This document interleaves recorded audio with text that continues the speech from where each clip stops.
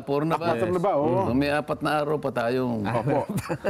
Eh, yung iba ho na yung nag-aabang sa inyo po, makang doon na ho nag-campus sa Comelec. Maganda yung mga Statistika. numero na yan din. Kung yan ay naramdaman. Okay. Di ba? Kapag kasi hindi naramdaman, nananatiling statistics lang yan. Tambak po sa Pilinpo TV. Nagbago nga ba ang isip ni Kong Marcoleta? Marcos admin, naibsan ba ang paghihirap ng ating mga kababayan? Panoorin po natin. Karamihan pala ng mga nag-file ngayon ng kanilang COC, mga kaibigan nyo rin, Kong. Grupo po ng makabayan. Ayun. Oo. Teddy Casino, Lisa Masa. Ayun. Anong kanilang tinakbuhan din? Senador po, nag-file sila ng pagiging senador. Si ano pa ito? Si Congressman Busita. Pala, nag-file din, independent. Ano ha?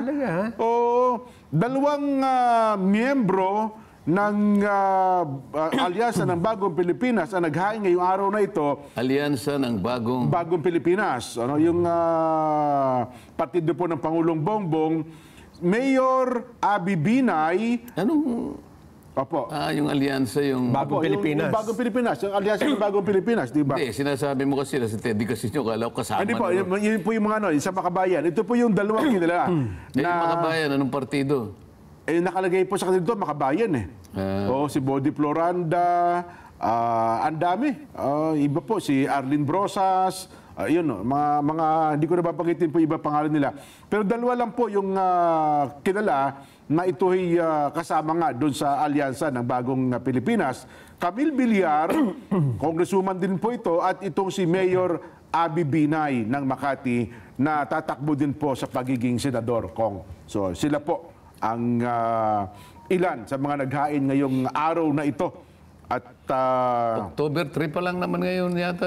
Opo. October 4 na po. 4 na. 4 na ba? 4 na ba? Oo. May 4 na araw pa tayong... Opo.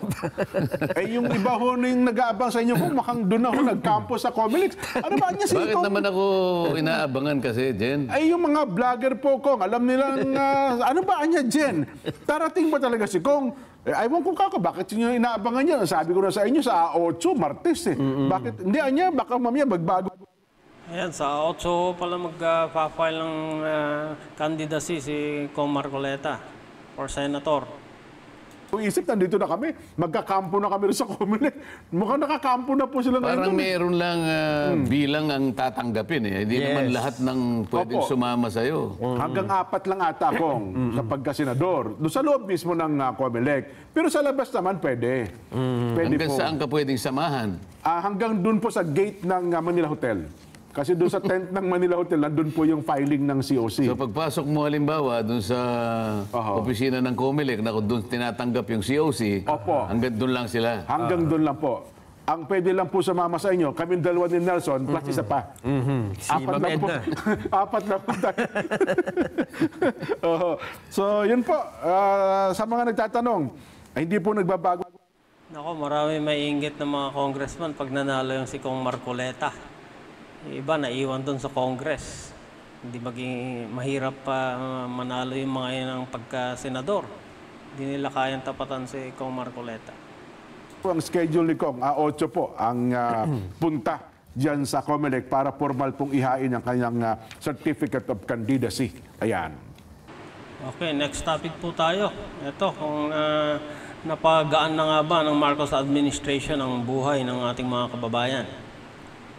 Maganda-gandang balita. Iwan ko lamang kung ramdam ito ng ating mga kabayan. Baka ito yung ating pagsalusaluhan.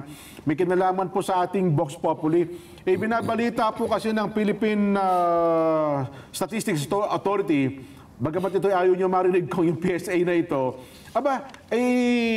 masaya nilang ibinabalita sa taong bayan, bumagal tayo ng 1.9% ang inflation rate na Pilipinas para po sa buwan ng Setyembre.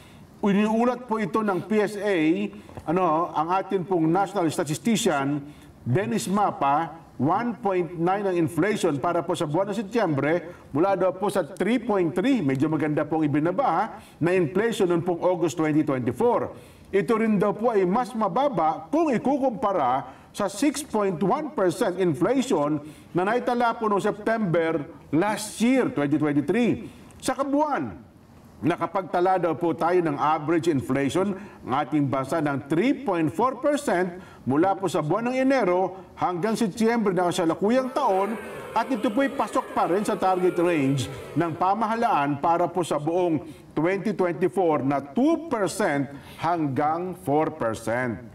Ayon, ang pangunahin daw po nag-ambag ng pagbaga o pagbagal ng ating inflation ay ang food and non-alcoholic beverages, ay ang mas mabagal na pagtaas din daw po ng presyo ng cereal products, 4.9 inflation, ang bigas, gulay, tubers o carrots, at ilan pa pong mga kalakal.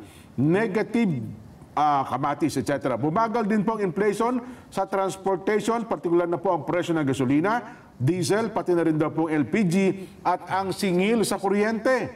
Ayon pa po sa PSA, ang Ano sabi? Tungkol sa singil sa kuryente? Ano sabi? Bumagal? Bumagal din daw po, Kong. Kasi ka-announce na namin ako, tumaas sila, no? Dagdag pa po ng PSA sa Metro Manila, Metro Manila, bumagal din daw po ng 1.7% ang inflation noon po Setyembre, noong nakalipas na buwan, gayon din daw po sa labas ng Metro Manila ng 2% na lamang, Kong. No, maganda yung mga Statistika. numero na yan din. Kung yan ay naramdaman. Okay. Di ba? Kapag kasi hindi... Akong, pag hindi yan naramdaman, useless. Parang walang nangyari. Hindi bumagal ang inflation. Naramdaman, nananatiling statistics lang yan. Parang hindi rin naman masyadong papansinin ng ating mga kababayan. Oho. Di ba?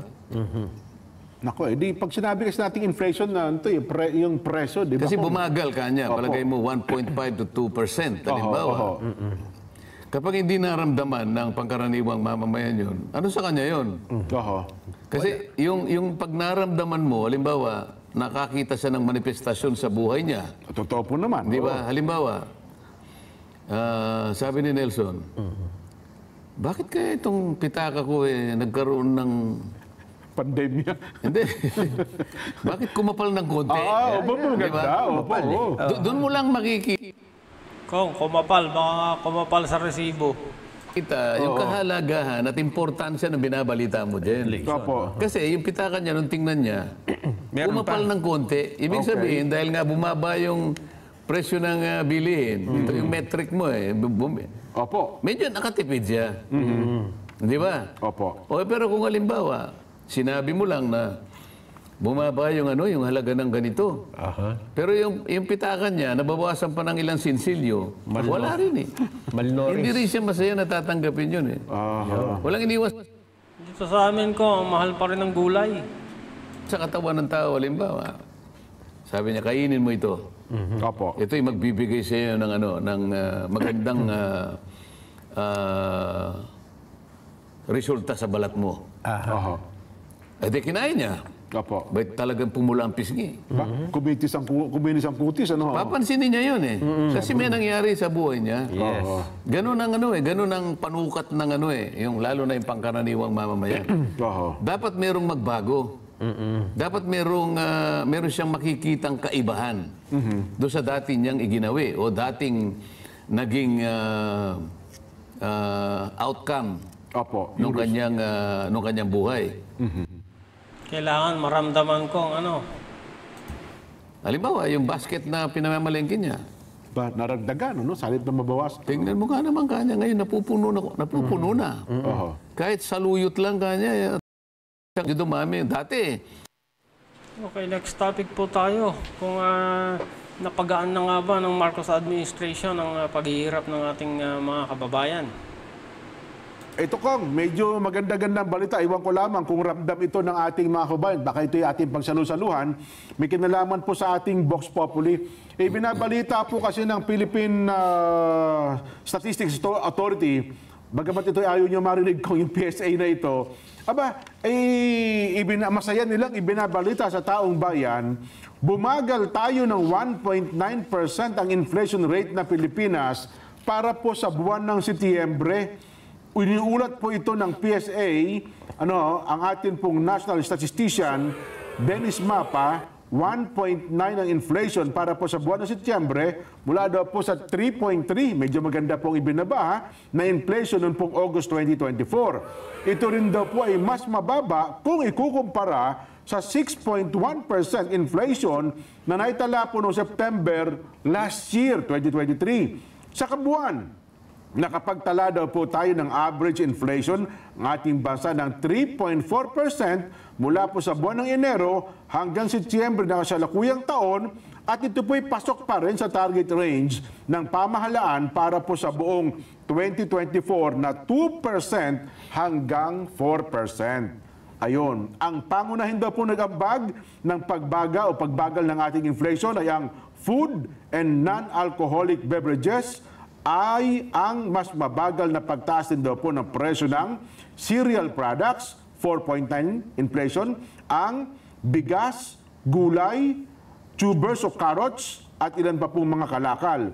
Negative kamatis, etc. Bumagal din po ang inflation sa transportation, partikular na po ang presyo ng gasolina, diesel, pati na rin daw po ang LPG, at ang singil sa kuryente.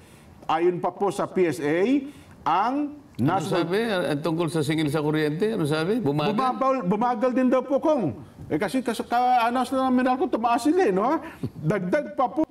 Oo nga po, tumaas ang singilan sa kuryente, mahal pa rin ang gulay. Naramdaman ko lang konti sa gasolina, bumaba. Ng PSA sa Metro Manila, Metro Manila, bumagal din daw po ng 1.7% ang inflation noon po Setyembre, noong nakalipas na buwan, gayon din daw po sa labas ng Metro Manila ng 2% na lamang, Kong. No, maganda yung mga Istatistika. numero na yan din. Kung yan ay naramdaman. Okay. Di ba?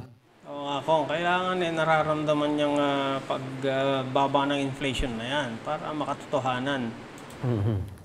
Kapag kasi hindi naramdaman, nananatiling statistics lang yan, parang hindi rin naman masyadong papansinin ng ating mga kababayan. Oho. Di ba? Nako, di pag sinabi kasi nating inflation na ito, yung presyo, di ba? Kasi bumagal kanya, palagay mo 1.5 to 2%, halimbawa. Kapag hindi naramdaman ng pangkaraniwang mamamayan yun, ano sa kanya yun? Oho. Kasi yung pag naramdaman mo, halimbawa, nakakita siya ng manifestasyon sa buhay niya. Totoo po naman. Di ba? Halimbawa, sabi ni Nelson, bakit kaya itong pitaka ko nagkaroon ng pandemya. Hindi. Bakit kumapal ng konti? Maganda. Doon mo lang makikita yung kahalagahan at importansya ng binabalita mo dyan. Kasi yung pitaka niya, nung tingnan niya, kumapal ng konti. Ibig sabihin, dahil nga bumaba yung presyo ng bilihin, ito yung metric mo medyo nakatipid siya. Di ba? Opo. Pero kung halimbawa, sinabi mo lang na bumaba yung halaga ng ganito. Pero yung pitakan niya, nabawasan pa ng ilang sinsilyo, wala rin Hindi rin siya masaya na tatanggapin yun Walang iniwan sa katawan ng tao, halimbawa. Sabi niya, kainin mo ito. Opo. Ito'y magbibigay sa iyo ng magandang resulta sa balat mo. Di kinain niya. Opo. Ba't talagang pumula ang pisngi? Kuminis ang kutis, Papansinin niya yun Kasi may nangyari sa buhay niya. Ganun ang ganun ang panukat ng yung lalo na yung pangkaraniwang mamamayan. Dapat merong magbago. Dapat meron siyang makikitang kaibahan doon sa dati niyang iginawi o dating naging outcome nung kanyang buhay. Halimbawa, yung basket na pinamamalengke niya. Naragdagan, salib na mabawas. Tingnan mo nga naman kanya ngayon, napupuno na. Kahit saluyot lang kanya, at saka okra, medyo dumami. Dati, isang taling lang ako Isang taling kangkong lang ako, pero ngayon, dalawa yung nabili ko. Dapat merong pagbabago talaga. Para maintindihan niya at para ma-appreciate niya yung pagbabago, pagbagal ng inflation. Dapat ganun Sana kung sa susunod na balita nila yung bumaba na yung inflation rate. Ito kasi bumagal lang eh. Ibig sabihin, tumataas pa rin siya. Mabagal lang yung kanyang pagtaas.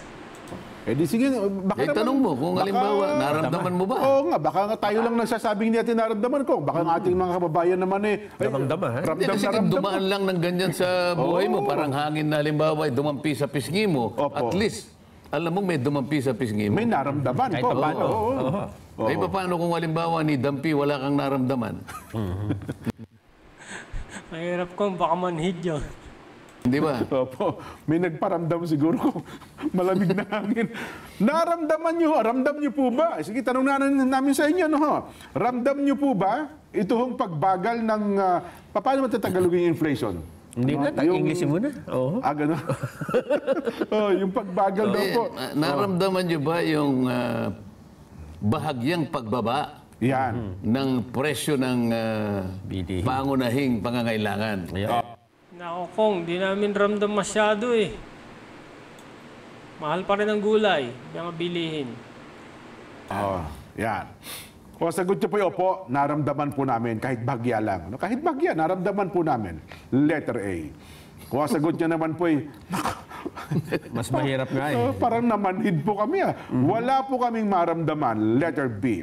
Ang inyo po mga reaksyon, ipadala po sa ating text hotline, A or B, ano ha? Atin po mga social media pages. Live po kami napapanood via Facebook at YouTube. Huwag po kalimutan ng ating mga texter, pangalan ng lugar kung kayo po ay taga saan. So sa social media tayo, wala tayong ano ngayon, text.